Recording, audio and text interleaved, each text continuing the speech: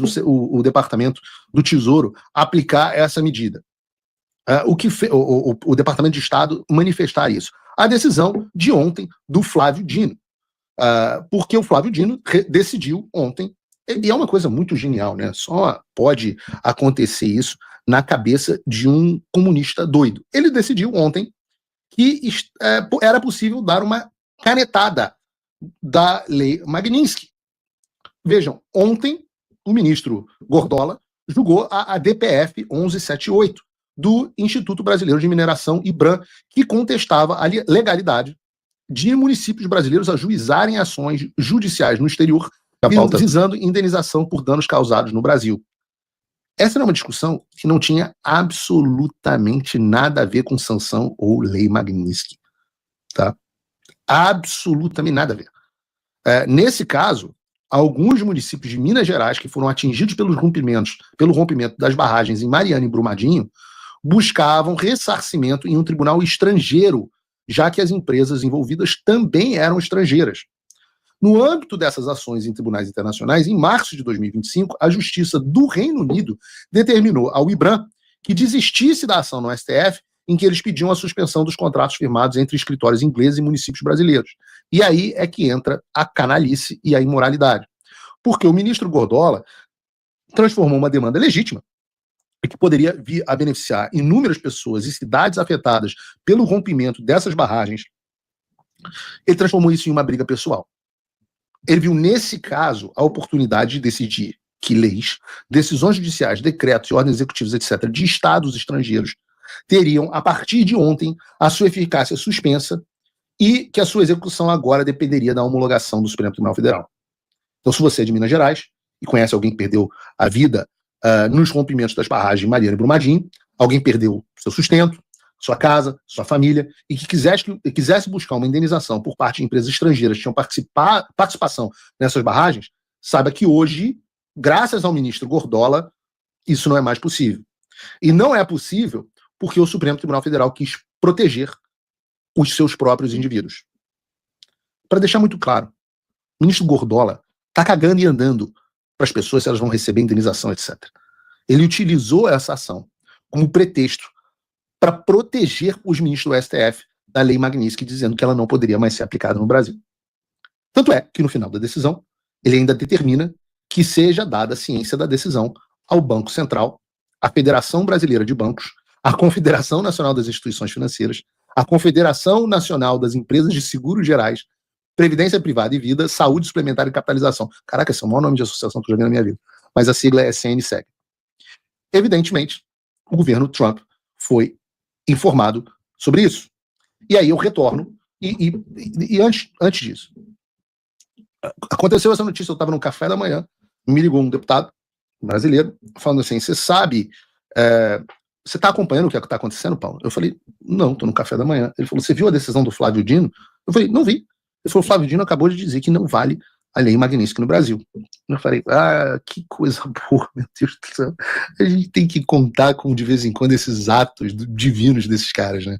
Como a Bíblia fala, então o Senhor endureceu o coração do faraó. Nós temos, nesse momento, o Senhor endurecendo o coração do Gordola. É óbvio que endureceu o coração do Gordola, aquilo deve ter um coração de boi, né? Deve ser um negócio desse tamanho, para bombear sangue por toda aquela circunferência.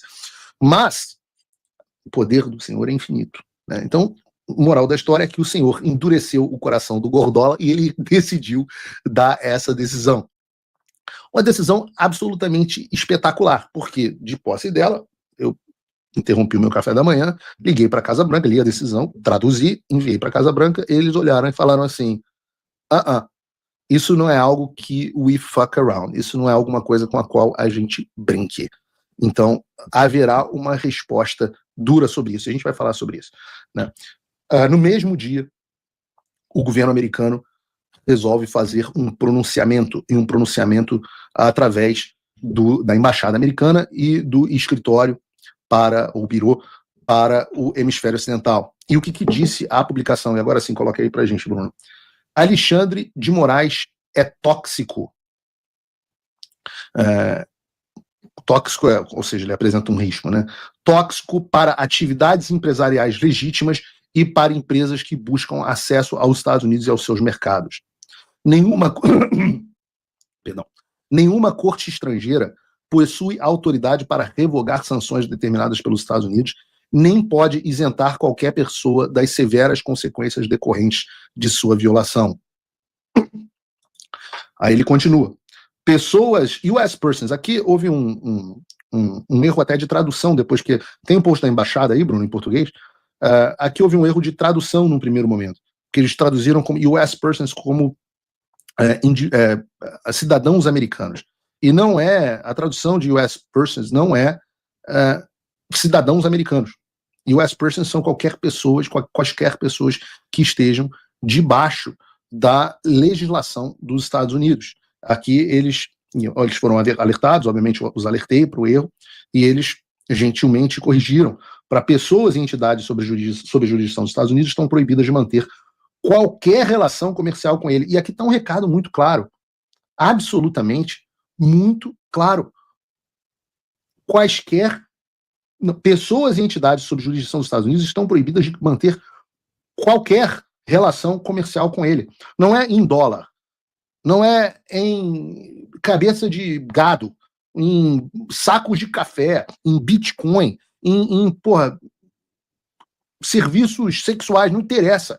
Se você está nos termos da legislação aplicável, só para você entender, pessoas sujeitas à jurisdição dos Estados Unidos estão proibidas de realizar transações com o designado e pessoas fora da jurisdição americana e devem ter... Não, perdão, vamos lá, o que diz? Nos termos da legislação aplicável, pessoas sujeitas à jurisdição dos Estados Unidos estão proibidas de realizar transações com o designado e pessoas fora da jurisdição norte-americana devem ter cuidado. Aqueles que prestarem apoio material a violadores de direitos humanos também estão sujeitos ao risco de sanções. Então, os americanos esclarecem de uma forma gigantesca para todo o pessoal da Faria Lima, pessoal do Bradesco, do Itaú, do BTG, do Nubank, no Banco do Brasil. Leiam o pronunciamento. Vocês que estão sujeitos à jurisdição dos Estados Unidos, a partir das suas operações financeiras em território americano, estão proibidos de manter qualquer tipo de negócio ou contrato com o pseudo-juiz Alexandre de Moraes. Não é que ele não vai poder comprar dólar e investir na Apple, mas sim que vocês estão proibidos de tê-lo como cliente, de permitir que ele tenha uma conta bancária, de permitir que ele tenha um cartão de crédito, de permitir que ele tenha dinheiro guardado nos bancos. E esse dinheiro tem que estar congelado, não tem escapatória. Agora, caso vocês prefiram proteger o pseudo-juiz Alexandre de Moraes, tudo bem. Vocês enfrentarão as sanções secundárias e vão ter os seus bancos e patrimônios, e não somente os de vocês, como também das suas famílias, completamente arruinados. Esse, como eu venho dizendo, esse é o custo Alexandre. É escolher proteger o ditador e falir junto com ele, ou cumprir a lei Magnitsky e isolá-lo. O tempo está passando. A decisão vai chegar. O custo vai chegar. Não é uma opção. Absolutamente não é uma opção. A própria embaixada publicou em português. E, aliás, está surgindo um vídeo, aliás, tem um vídeo da Globo News, não sei se a gente vai passar aqui, sobre uma nova decisão do Flávio Dino, proferida hoje, e muitas pessoas estão interpretando como um recuo do Gordola em relação ao que ele disse ontem sobre a lei. Eu fui ler o despacho publicado hoje, e não é isso, não, pelo menos não foi isso que eu entendi. Muito pelo contrário. O Dino isentou de homologação pelo STF decisões proferidas por tribunais estrangeiros que já exigem homologação ou adoção de outros instrumentos de cooperação internacional para a produção de efeitos no Brasil. Ou seja, já teria sido homologado e por isso não precisaria do Supremo.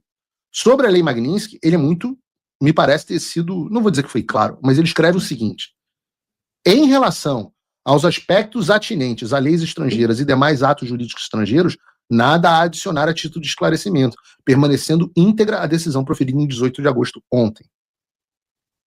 Em síntese, o Dino tentou evitar que a cagada que ele fez ontem causasse efeitos no sistema jurídico brasileiro. Isso ainda existe. Mas o núcleo da decisão, que é sobre a proibição de aplicação da lei Magnitsky, sem prévia autorização do Supremo, permanece. Então não há, de fato, um recuo, pelo menos eu não percebi desta forma, um recuo do ministro Gordola. O que nós temos aqui, então, é um impasse. Um impasse. Por quê? Diante dessa decisão do ministro, Por um lado, ele está dizendo que a lei Magnitsky não pode ser aplicada no Brasil sem autorização do Supremo Tribunal Federal. E ele confirma hoje isso nesse novo despacho. Do outro lado, nós temos, como lemos agora do governo dos Estados Unidos, dizendo que nenhum tribunal estrangeiro pode anular as sanções impostas pelos Estados Unidos, nem tampouco proteger alguém que a tenha descumprido. Se você acompanha o Paulo Figueiredo Show, ou pelo menos me segue no X, você vai lembrar que eu havia previsto. O pai Paulinho tinha previsto. Aliás, acho que é pecado falar pai Paulinho, né? Porque é uma coisa meio de macumba também. Mas sei lá, o profeta é melhor. E o profeta Paulinho tinha previsto exatamente esse cenário de impasse em que os bancos devem escolher entre cumprir a legislação americana, o que já é uma obrigação deles, já que eles também operam nos Estados Unidos, ou cumprir as decisões ilegais do Supremo Tribunal Federal. E no esquema que eu previ, nós já passamos pelos passos 1, 2 e 3, que são basicamente a sanção do Alexandre, a designação do nome dele na lista das sanções ou FAC e a reação do Supremo, para tentar blindá-lo. Isso foi um post, se eu não me engano, que eu fiz em 28 de junho. O Alexandre só foi sancionado 2 dias depois. Eu falei que o Alexandre ia ser sancionado, que ele seria incluído na lista do STN, que os bancos teriam que gradativamente cortar os laços com ele e que o Supremo reagiria impedindo que essa lei fosse cumprida no Brasil. E agora a gente está naquele esquema das coisas, nos passos 4 e 5, em que os bancos brasileiros se veem diante desse dilema. Obedecer ao STF e violar a lei americana ou cumprir as sanções internacionais e enfrentar a retaliação do judiciário brasileiro.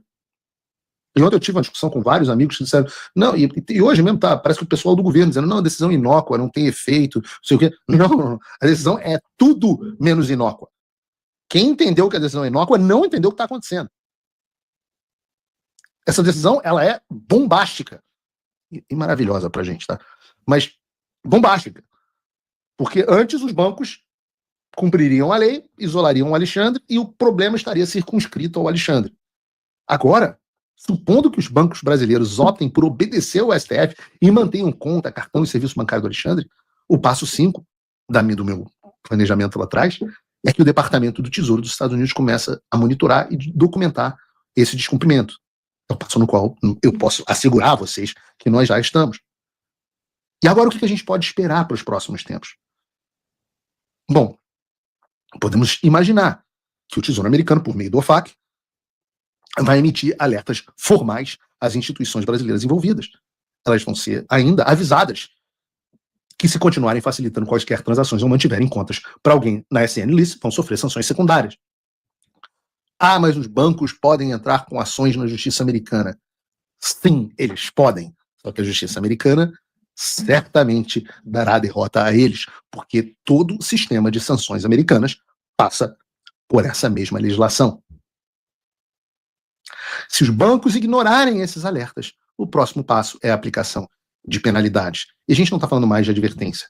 Aqui a gente está falando de multas bilionárias, além da expulsão do sistema financeiro internacional. Não tem nada a ver com aquele diabo daquela reunião que nego teve com o SWIFT, etc, etc. SWIFT é simplesmente um sistema de comunicação entre os bancos. O SWIFT não vai deixar de aceitar a comunicação dos bancos. O que vai deixar de ser honrada é a compensação que acontece em Nova York, nas transações financeiras.